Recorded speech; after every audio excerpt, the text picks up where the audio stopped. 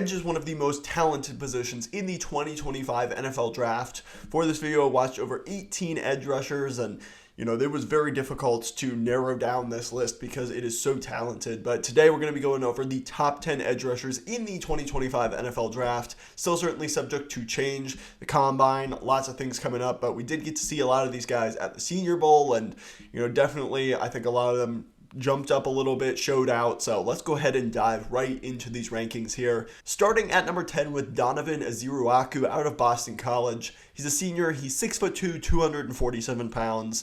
He's undersized. He definitely doesn't necessarily have the length that you look for as an edge rusher. He's not one of those guys that is, consistently going to play at 270 pounds and be able to just destroy the run at the point of attack. I think he holds up better against the run than you would expect for a guy his size, but the length profile is definitely not where he shines. He did have a very good Senior Bowl week and also was very productive in 2024. You look at his PFF grades, very solid across the board, was incredibly productive, 16.5 sacks, 21 tackle for loss, was fantastic. One of the highest production profiles that you can ask for out of an edge rusher. And to me, where he really shines is his diverse kind of pass rush arsenal, his ability to win in multiple ways. He can win with inside swim moves. He's really good at attacking the outside shoulder. He can dip around the outside shoulder, really go across the arc and win with good bend and athleticism.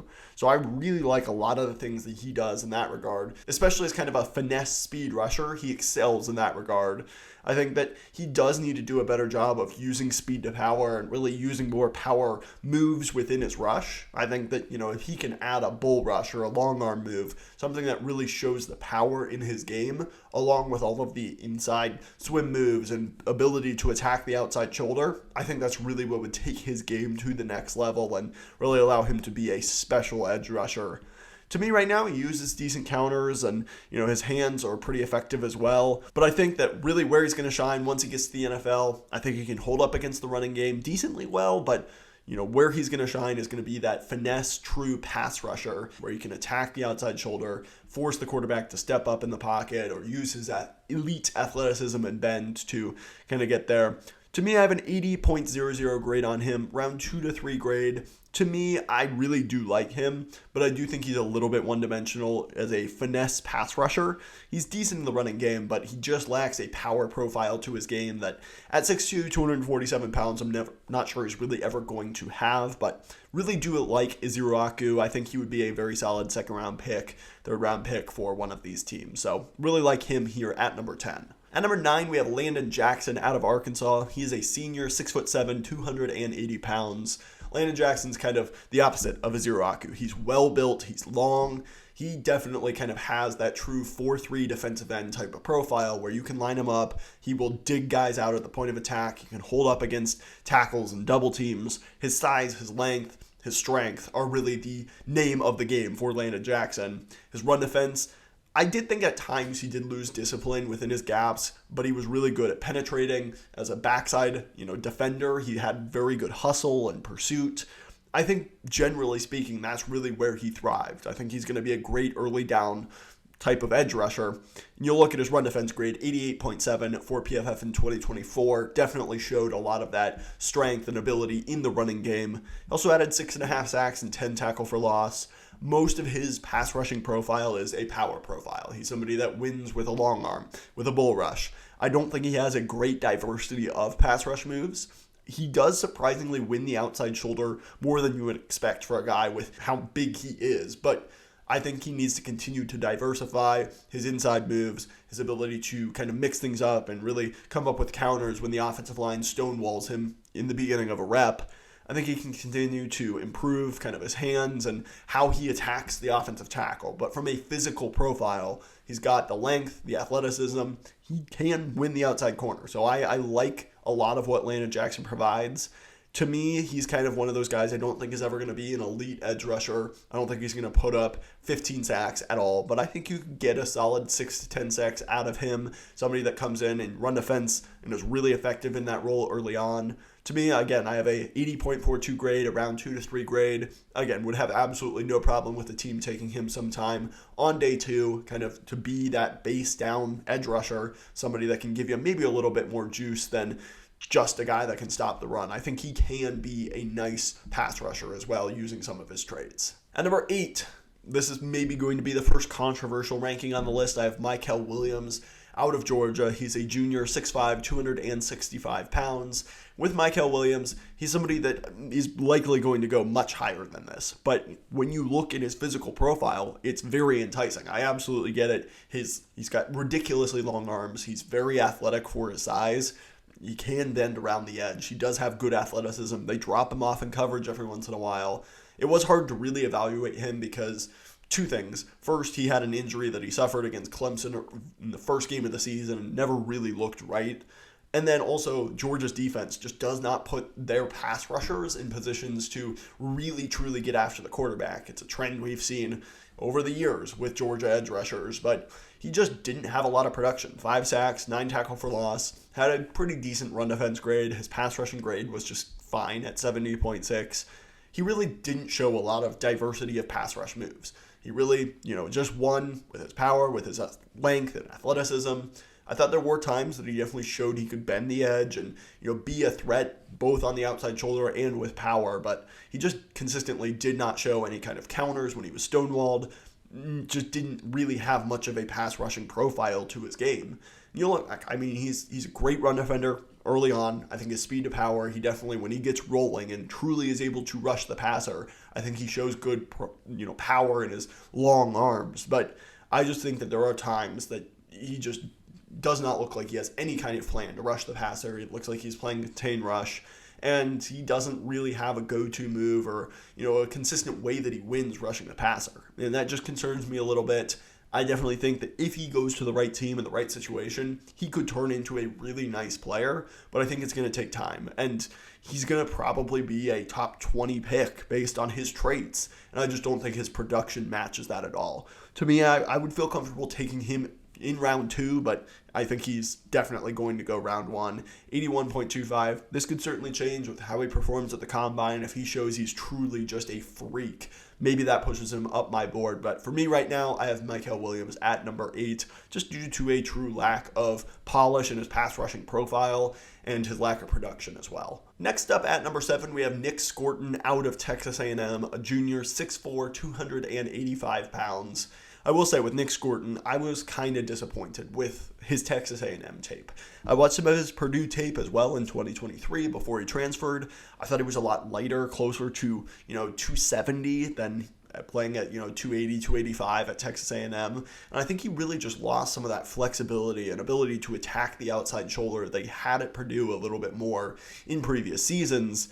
And there's a lot to like still with Scourton, but this year was just a down year. 74.4 run defense grade, 80.4 pass rushing grade, 5 sacks, 14 tackle for loss. He wasn't bad by any means, and he has some good pass rush moves, an inside spin. He's got a long arm move. He has some moves he can go to, and he's a really high effort player. He's good against the run. He stacks at the point of attack and sheds really well in run defense, sets the edge. So there's a lot to like with Nic Scourton, but to me, he just looked like he was playing too heavy at Texas A&M this year, and I hope that when he goes to an NFL team, he slims down a little bit and is more effectively able to truly threaten with finesse moves around the outside shoulder, because to me, he just became predictable and too one-dimensional as a pass rusher because he pretty much could only go through you or win with an inside counter or something like that. I think he needs to kind of get back some of that bend and flexibility and athleticism that he had at Purdue that was so impressive that, made him a kind of consensus top 10 pick coming into the season. He was really exciting, and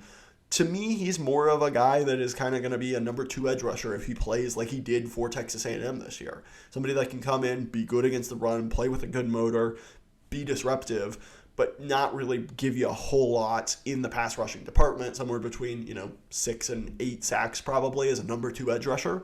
I still think he's a good player, don't get me wrong. I have a second round grade on him. I would have no problem with the team taking him in the top 50, top 40 picks, but to me, he's kind of not in that conversation for being a bona fide first round pick like I think a lot of people thought he would be coming into the season. I think he needs to continue more counters more effectively. When that first move doesn't work, how do you counter that? How do you shed? How do you get to the quarterback more quickly? How do you kind of combine moves together?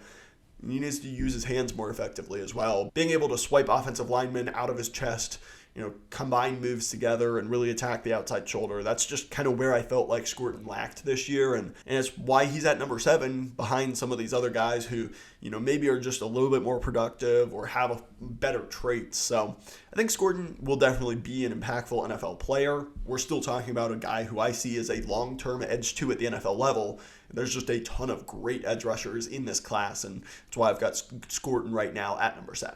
Next up at number 6, probably higher than you'll see him on most rankings, but I have Bradyn Swinson out of LSU. He's a senior, 6'4", 250 pounds, went to Oregon before transferring to LSU, and I was really impressed by his tape.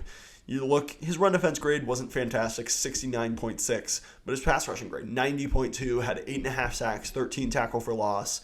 To me, I just loved the way that Swinson played, and he kind of had a little bit of everything that you look for in an edge rusher. I don't think he was particularly dominant in any one specific area, besides playing with elite motor and ability to identify plays. He just played so hard, and I love to see that. He's got solid size and length, nothing ridiculously impressive, but at 6'4", 250, he's got enough bulk to hold up at the point of attack. I thought he was better than a 69.6 PFF grade in the running game. I thought he was able to, be able to set the edge and cross face and come up and make a play and penetrate into the backfield more often than that. I thought his run defense was generally pretty good. And then when you look at his pass rushing profile, he provides a little bit of everything. He was able to attack the outside shoulder, bend around the outside, be somebody that, could cause tackles problems when it comes to being more athletic than them and being able to win that outside edge. But I also thought that he showed the ability to counter inside, attack in various ways, use long arm moves, win with power from time to time. So I thought that he had kind of a way of winning as a pass rusher. And then I also thought that, he just played with fantastic energy. Like I mentioned before, he was chasing down plays from the backside. He was identifying where plays were going really quickly, had great instincts. So to me, Swinson is maybe not somebody that's going to be a dominant number 1 edge rusher in the NFL, but I just really felt like he had a lot of traits that will make him a very productive player early on and for a long time for an NFL team. And that's why I see him as a true round 2 grade for me. I really liked what I saw out of Swinson. I think he absolutely is going to have a role right away in the NFL and be a really, really solid player for whatever team decides to draft him. Next up at number 5, we have another player from Texas A&M. That's Shemar Stewart. He's a junior, 6'5", 281 pounds, and I will admit, Shemar Stewart, when I first watched him, I kind of had very similar thoughts to Mykel Williams, just didn't have a very good production profile. He was really good against the run, 88.2 PFF grade there, but he wasn't like a dominant pass rusher. He never has had more than 2.5 sacks in one season. Just had 1.5 this year and 6 tackle for loss. But a couple of things kind of rose Stewart up the board for me. First and foremost, I just saw a better ability to kind of bend the outside edge when compared to Mykel Williams. I think that they're just kind of similar type of players where they're big, super athletic guys who have a ton of potential, but maybe didn't have the best production profiles in college.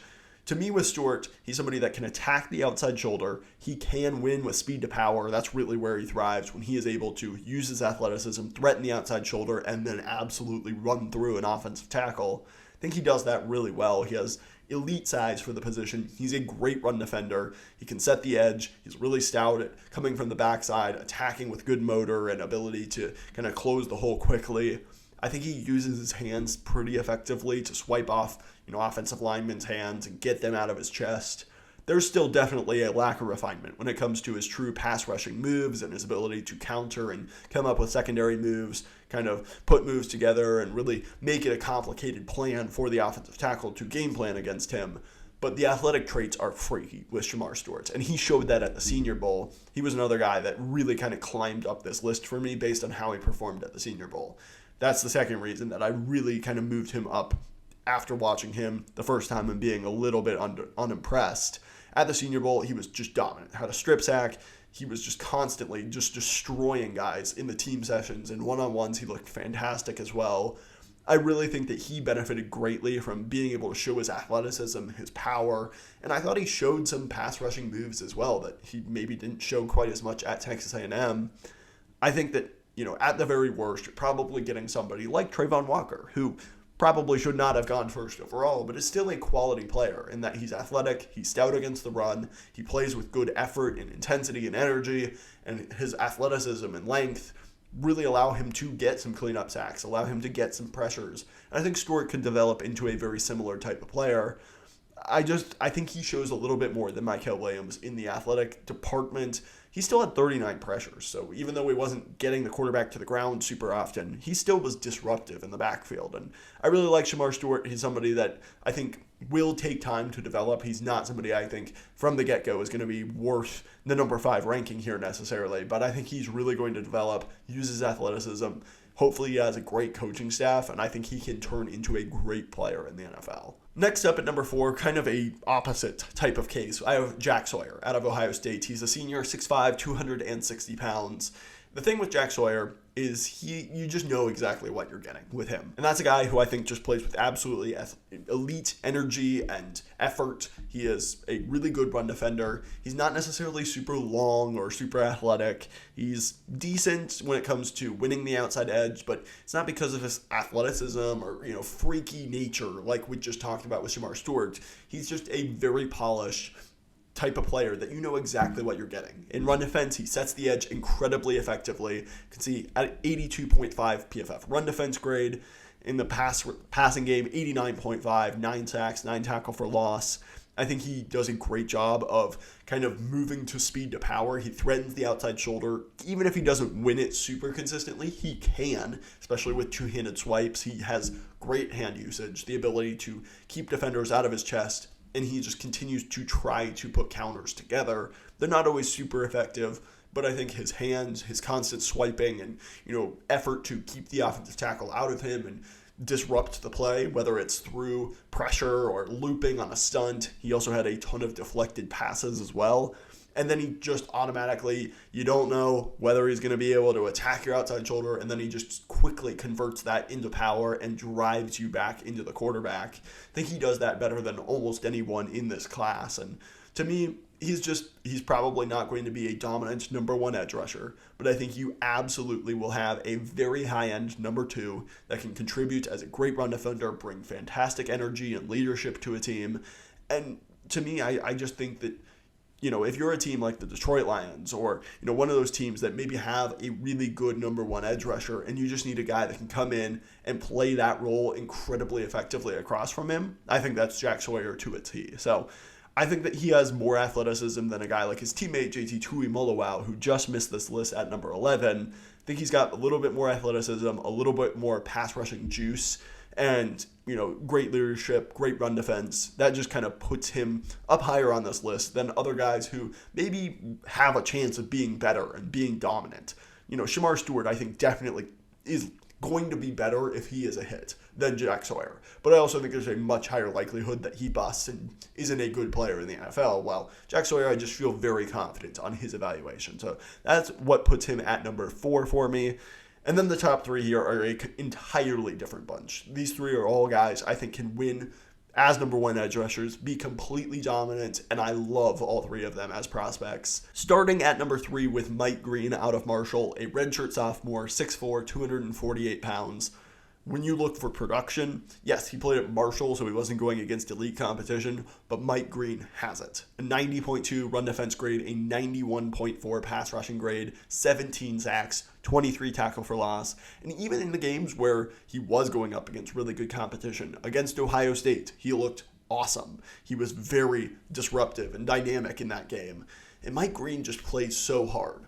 The only reason that I think ultimately I have him lower than the guy I have at number 2, is very close, is there are just some question marks about what happened with him at Virginia. He went there as a true freshman, was basically not asked to return to the team, and transferred to Marshall. So that's a little bit of a red flag that bumped down his bonus a little bit, which ultimately contributed to him not being ranked number 2. So that's the only reason that there's a little bit of hesitation with me on Mike Green, but I have no clue what happened there. It's just something to monitor. But when you look at the things that we can see on tape, he's got a wide range of pass rushing moves. He can win with inside rip moves, inside spins, but really where he thrives is attacking the outside shoulder. With his elite athleticism, his burst, his bend, and then at the Senior Bowl, you were able to see his speed to power when he ran over Josh Connerly.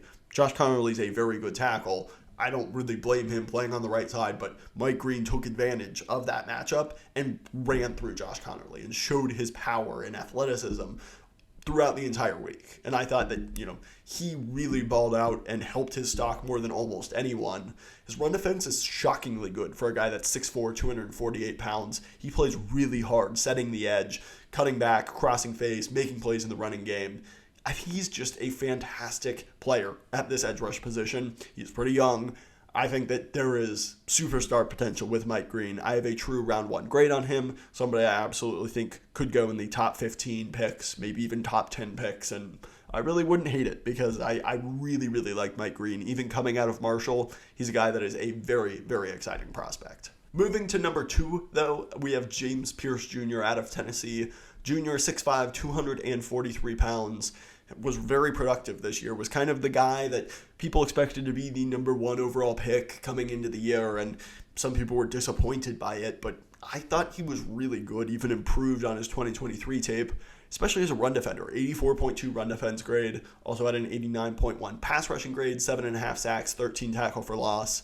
Thought as a run defender, he held up very well for his size.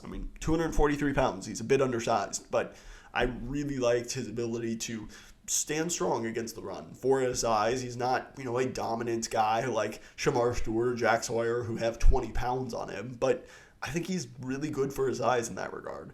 And then outside of that, as a pass rusher, there's a lot to like. His ability to win with speed and burst around the outside shoulder is the number 1 thing. He has great bend, great flexibility, and then he counters and has a nice inside move profile to him as well, where you'll see an inside swim every once in a while where he just abuses the tackle. Or you'll see him be able to, rip inside and go attack the quarterback. He has a great jump off the snap. And, there's just a lot to like. He plays really hard. The traits are all there. He's a junior, so he's young, he's athletic, he's really talented. He's the kind of guy I see as a number 1 edge rusher in the NFL. 90.83 grade on him. I wouldn't be surprised if he ends up a top 10 player for me. I am huge on James Pearce Jr. I really, really like him, and I think he is going to be fantastic for an NFL team that likely takes him in the middle of day 1. I think he's going to turn into one of the best players in this class. With all of that being said, though, I've got Abdul Carter at number 1. Junior, 6'3", 252 pounds. And there's still some holes in Abdul Carter's game that, we'll get out of the way quickly. He's not super long. He's, doesn't have these freaky long arms that you typically look for in an edge rusher. He's a little undersized. 252 pounds is perfectly fine. 6'3" is just not the tallest. He doesn't have that elite length that you look for. And because of that, he can get taken advantage of at times in the running game. I don't think he's terrible at all when it comes to run defense, but he's kind of more of a splashy type of player where he'll penetrate into the backfield and tackle you for 6 yards, but maybe isn't as consistently setting the edge and taking on double teams as some of the other guys on this list. So those are really the areas where maybe he's not quite as good. But as a guy who's playing edge rusher for the first time, he was an off-ball linebacker at Penn State. They moved him to full-time edge rusher this year. His pass rushing was absolutely nuts. 92.3 pass rushing grade, 12 sacks, 24 tackle for loss. This dude has it when it comes to rushing the passer. And it's a very boring, easy comparison to make because they went to the same school and wore the same number and both transitioned from off-ball linebacker to edge rusher. But I see a lot of Micah Parsons in Abdul Carter's game. His ability to just win with freaky athleticism, like Parsons. He is not necessarily the longest guy, but he has a nasty ability to attack the outside shoulder, win with just ridiculous burst that, most offensive tackles just can't get out there fast enough to match his athleticism. And then he does a ridiculous job of converting that threat to the outside to power and then just running through an offensive tackle's face. He plays with great motor. That game against Notre Dame where he was playing with one hand, he pretty much just blew up the entire Notre Dame offense for quite a while before they were finally able to kind of break through. Carter just has a really good ability to combine moves together, know what the offensive tackle is trying to do to him, and counter it. I really love Abdul Carter. I have a true top 10 grade on him, a 94.17. When it comes to kind of taking positional value into account, I think there's a very decent chance Abdul Carter ends up as my number 1 player in this 2025 NFL draft. I just think there is pretty much no world where he is not at least a dynamic athlete for a defense that you can get creative with, move around, and really use him in a lot of different ways to rush the passer and be a disruptive force on your defense. So Abdul Carter is an awesome player, my number one edge rusher. There's a ton of great edge rushers in this class that, just didn't make the cut. Jalen Walker, I'm evaluating as an off-ball linebacker. He kind of played back and forth for Georgia, but, I definitely think he would be in this top 10 list. We're going to evaluate him later when we do linebackers. But a couple other guys missed this list. I did mention JT Tuimoloau. I really like his size and strength. He's a great run defender. I don't think he has a ton of juice as a pass rusher, but he wins with a really good motor, has good strength. He beats you down over the course of a game. Ashton Gelati, I didn't really expect to like him as much as I did, but he's got really good production, plays with great energy, somebody I could see as a nice value on day 2. Princely Umanmielen out of Ole Miss, he absolutely brings the juice as a bendy pass rusher. I thought he definitely had some good tape. Jordan Burch, Kyle Kennard, Josiah Stewart, all other guys that I watched and liked as well. Stewart definitely brings you some juice as a true kind of guy that flies off the edge with a great jump off the snap. Jordan Burch is a big athletic dude, can win in a lot of different ways. Kyle Kennard, somebody that, had good production at South Carolina. I was maybe a little bit lower on him after watching his tape, but really good players. So there's a lot of great edges in this class, plenty more that I need to get to as well, but watch 18 of these guys and had to move on to another position. So let me know your thoughts on the edge rushers in the 2025 NFL draft. Still certainly subject to change when we get more information on the combine, where these guys might go, get more tape on them. It's a really fun class, though, and absolutely going to be fun to continue to watch more of these guys. Please, if you like this kind of content, more NFL draft, mock drafts, rankings, player reports, all that good stuff, hit that subscribe button down below. While you're down there, hit the like button as well. Both those things just truly do help support the channel, and I would truly just appreciate it very, very much. Thank you all for watching. I will catch you in the next one.